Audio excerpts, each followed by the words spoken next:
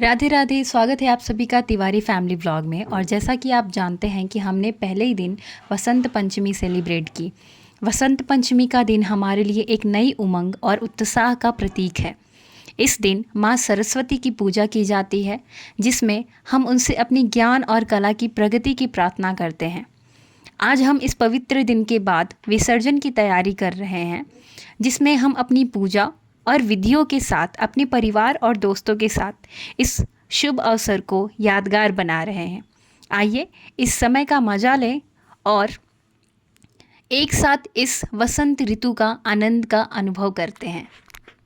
उसी के साथ साथ मैं आपको थोड़ा सा बता देती हूँ कि वसंत पंचमी जो कि मकर राशि के अंत और कुंभ राशि के प्रारंभ के बीच का समय होता है, भारत में एक अत्यंत पवित्र और शुभ त्यौहार माना जाता है। ये दिन माँ सरस्वती की पूजा का है, जो कि ज्ञान, कला और संगीत की देवी हैं। इस दिन लोग अपने बच्चों को पहली बार लिखने का ज्ञान देते हैं और सभी व्यक्ति अपना छत्र जीवन और कल्पना की उन्नति करते हैं, प्रार्थना करते हैं। वसंत पंचमी का दिन हर एक व्यक्ति के लिए एक नया और शुभ प्रारंभ का प्रतीक होता है, जिसमें प्रकृति भी अपने सुंदर रंगों में रंग जाती है। इसी तरीके से आप देख पा रहे हो कि हमारे यहाँ पे जो भी लोग थे, सब लोगों ने अपने अपने गालों पे कलर लगाया था। ऐसा माना जाता है कि वसंत पंचमी साल का पहला होली होता है।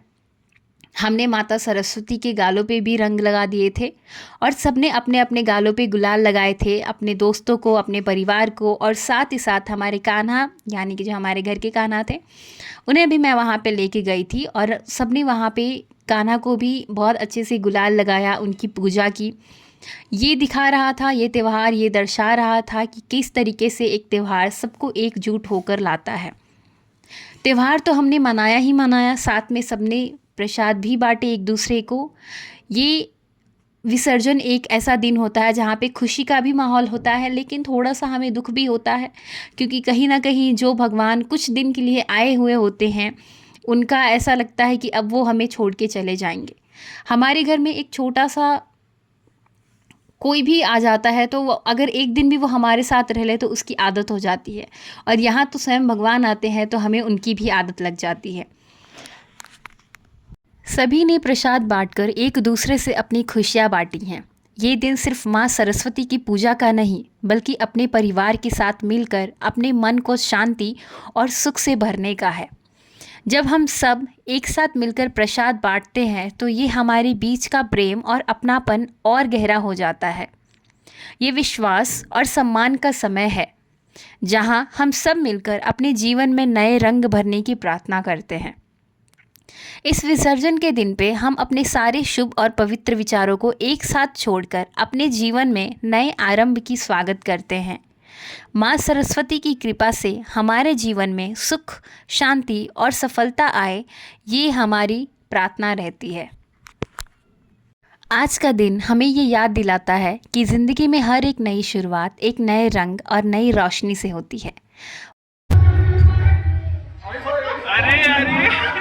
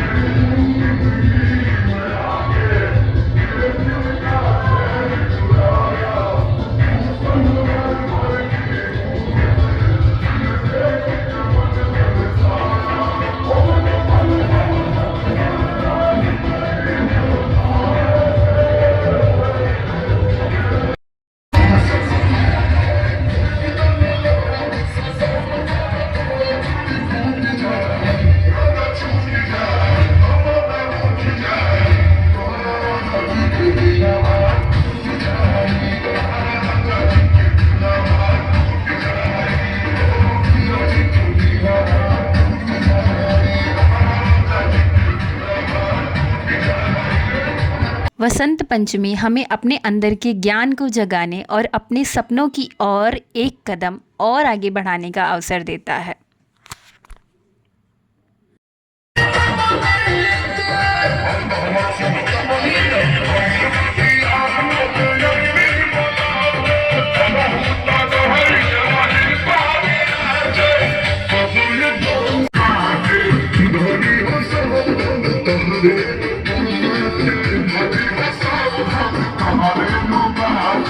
हम सब ने मिलकर आज इस पवित्र दिन की पूजा की और अब हमें अपनी ज़िंदगी में विकास के नए रास्ते दिखाई दे रहे हैं।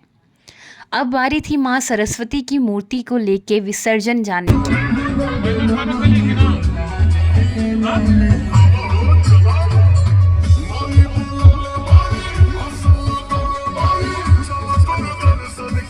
सारी तैयारियां हो चुकी थी और हम सब अपने दिल में माँ की कृपा के साथ उनका विसर्जन करने के लिए निकल पड़े थे। सब लोग एक झांकी में शामिल हो गए और हर किसी का चेहरा खुशी से भरा हुआ था। हम सबके दिल में एक अलग ही शांति थी, जैसे माँ की कृपा हमारे साथ हमेशा रहेगी। जब हम माँ सरस्वती को अपने घर से बाहर लेकर जा रहे थे, हर कदम पर एक आनंद का एहसास हो रहा था, जैसे माँ के साथ सारी खुशियाँ और सुख हमारे जीवन से जुड़ी हो और उनका आशीर्वाद हमारे साथ रहे।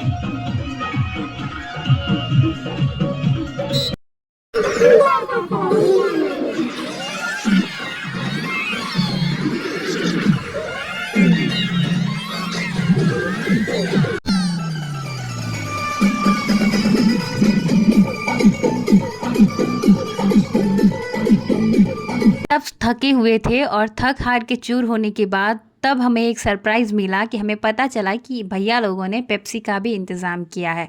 तो सब ने मस्त बैठ के पेप्सी पिया। उसके बाद वापस अंकल के अंदर जोश आ गया और अंकल ने फिर से अपना ठुमका लगाना शुरू कर दिया। तो आइए अब अंकल का फिर से एक अच्छा वाला डांस देखते हैं।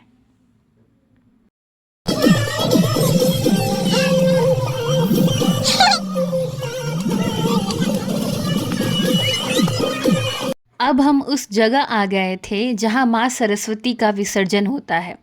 यह स्थान एक पवित्र और अद्भुत स्थल है, जिसे हम इंद्रायणी नदी के नाम से भी जानते हैं। इंद्रायणी नदी एक किनारे में स्थित है। ये नदी न सिर्फ अपनी पवित्रता के लिए प्रसिद्ध है, बल्कि इससे जुड़ी कथाएं और कहानियाँ हमारे लिए एक अलग ही महत्व रखती हैं।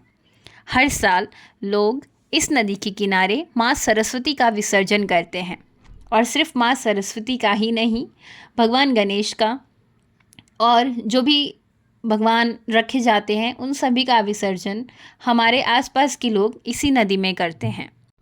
इस पवित्र स्थल पर उनका आशीर्वाद महसूस करते हैं और साथ ही साथ यहाँ पे सारे भगवानों का विसर्जन करते हैं। सरस्वती माता की जय, सरस्वती माता की जय, सरस्वती माता की जय, सरस्वती माता की जय। एक साल पे आती है जय, सरस्वती माता की जय। माँ सरस्वती के इस विसर्जन के साथ हम अपने जीवन को एक नए और शुभ प्रारंभ की तरफ ले जा रहे हैं। आज का दिन एक यादगार अनुभव है जिसमें हम सब अपने मिलकर माँ की कृपा को अपने जीवन में महसूस किया है। इसी आनंद के साथ हमने मूर्ति को जल में विसर्जित किया और हमारे दिल में ये दुआ थी कि माँ सरस्वती की कृपा से हमारे जीवन की हर कठिनाई दूर हो जाए और हमारी हर काम में सफलता हो। विसर्जन वगैरह तो होता रहेगा। विसर्जन करने के बाद हम सब अपने अपने घर की तरफ निकल चुके थे। हर एक कदम में एक नए उमंग और आशीर्वाद का एहसास हो रहा था, मानो जैसे माँ सरस्वती की कृपा हमारे साथ हर कदम पे है।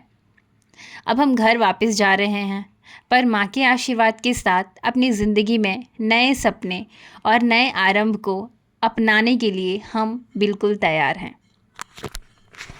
आज हम माँ सरस्वती के आशीर्वाद के साथ अपने घर वापस आ रहे हैं, अपने जीवन की नए सफ़र की तरफ बढ़ाने के लिए।